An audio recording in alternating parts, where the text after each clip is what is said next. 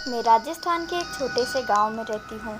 मैंने यहाँ भूत, प्रेत, जिन और डायन इन सभी के बारे में सुना है। बहुत सी बातें सुनी हैं, पर एक घटना मेरे साथ ही घटी जो मैं कभी भूल नहीं सकती।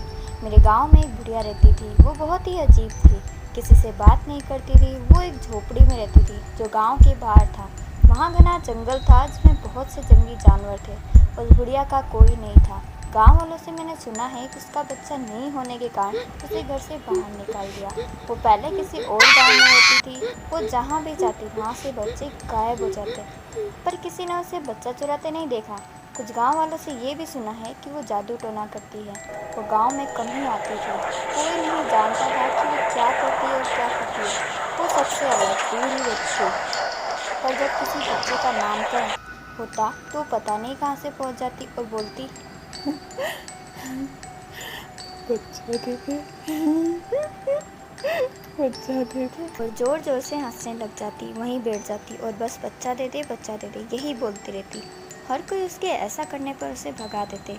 वो वहाँ से चली तो जाती, पर उसके 3 दिन बाद ही वो बच्चा गायब हो जाता और कभी नहीं मिलता था। हर बार ऐसा ही होता था।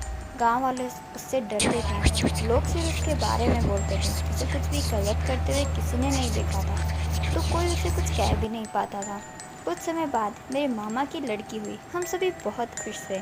हमने ज़्यादा अच्छा फंक्शन अरेंज नहीं किया, ज़्यादा लोगों को नहीं बुलाया। हम चाहते थे कि उस बुढ़िया को पता ना चले। सब कुछ अच्छा चल रहा था। अचानक वो बुढ़िया कहाँ से आ गई। मामे के हाथ में बच्ची थी और वो वहीं बैठ के हंसने लगी और बोली, बच्चा दे दे, बच्चा दे दे। ये सुनकर हम सभी डर गए। पापा और मामा ने उसे वहाँ से भगा दिया। इस घटना के 2 दिन तक तो कुछ नहीं हुआ। तीसरे दिन की बात है।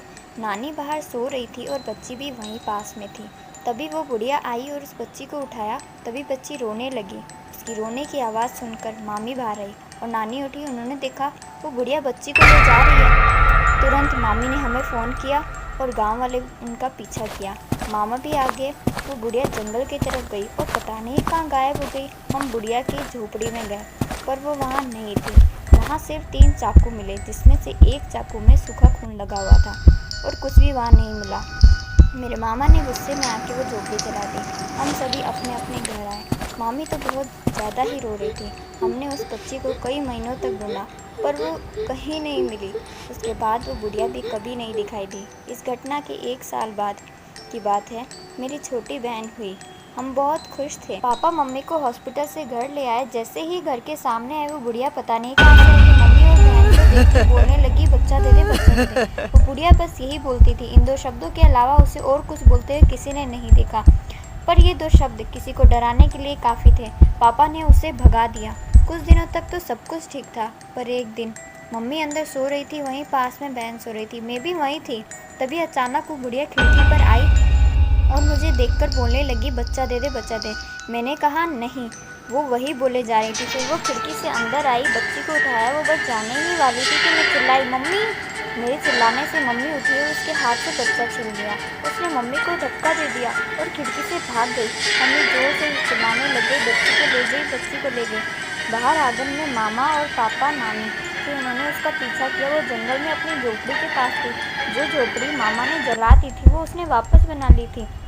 हम झोपड़ी में आए। हमने देखा वहाँ आग जल रही थी। उस बुढ़िया ने बच्ची को लिया और हमें धमकी दे रही थी। कोई मेरे पास मत आना, नहीं तो मैं इसे और तुम सबको मार दूंगी। मुझे नहीं जानते हो तुम, मैं सभी को बर्बाद कर दूंगी। 100 बच्चों की बलि चढ़ा चुकी हूँ मैं, बस ये अंतिम है, मेरी इच्छा पूरी हो जाएगी। भी मम्मी ने वहाँ पड़ा एक पत्थर उठाया और उसके सर पर मार दिया।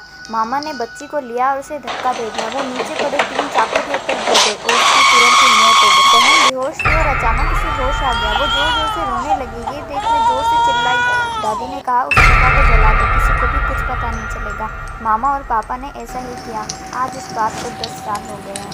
मैं 15 साल की हूँ और मेरी बहन 10 साल की है। पता नहीं क्यों वो मम्मी और मामा को बिल्कुल पसंद नहीं करती। मम्मी की कोई बात नहीं सुनती। अच्छा ठीक है, बाय, मैं घूमने जा रही हूँ।